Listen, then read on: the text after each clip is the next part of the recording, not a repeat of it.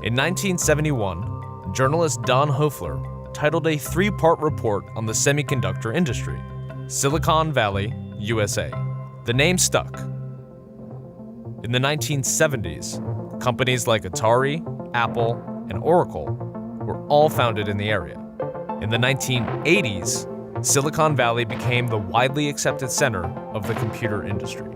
eBay, Yahoo, PayPal, and Google are just some of the companies founded in the area in the 1990s, with Facebook, Twitter, Uber, and Tesla joining them the following decade. The growth of the tech industry in the area continues to this day. We all use its services every day. It answers our most bizarre questions. You're even watching this video using the company's video streaming platform. We're talking Google, or more importantly, its bank-busting Silicon Valley headquarters.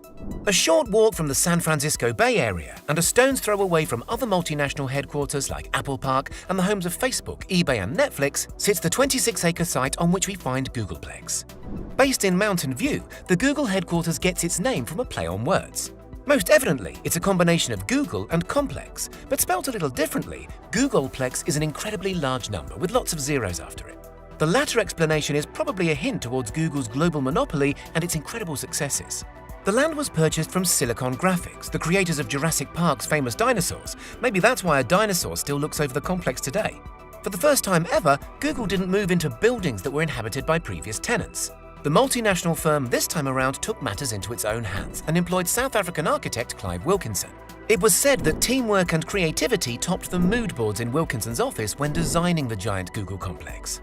Both firms came together to design a space which was not only set up to boost productivity, but also workforce satisfaction. This can be seen with fun lava lamps and even giant screens showing live Google search terms from around the world, a nod to the company's most famous asset. Oversized whiteboards plaster some walls, full of creative ideas and, not so creative anonymous jokes. And many of the lobbies are home to pianos, welcoming the next musician who dares to play. An incredible amount of glass was used in the construction of Googleplex, which boosts natural light, and offices are arranged in workspaces of 3 or 4 people. These little clusters are said to be effective for sharing and developing ideas, but are small and independent enough to reduce office chatter. It seems that Google has perfectly balanced the best of both worlds. Insider photos show workstations decorated with various Google and Android paraphernalia, and from what we've seen, they seem to house some serious productivity. The rate of Facebook's never-ending growth shows little sign of slowing down. If anything, it's only getting faster. There are already more than 10,000 people working out of Facebook's forward-thinking campus. However, this number is set to stretch beyond 30,000 over the next 10 years, facilitating the need for another expansion project that will turn the social network's HQ into a full-scale community. Unveiled in 2017, the proposed Willow campus will be Facebook's biggest project to date. The new venture will feature more than 1.75 million square feet of office space, 125,000 square feet of retail space, and 1,500 housing units, 15% of which will be sold well below market value. The town will also benefit from all the amenities a suburb of this size undoubtedly needs. We're talking supermarkets, health centers, sports grounds, and maybe even a school.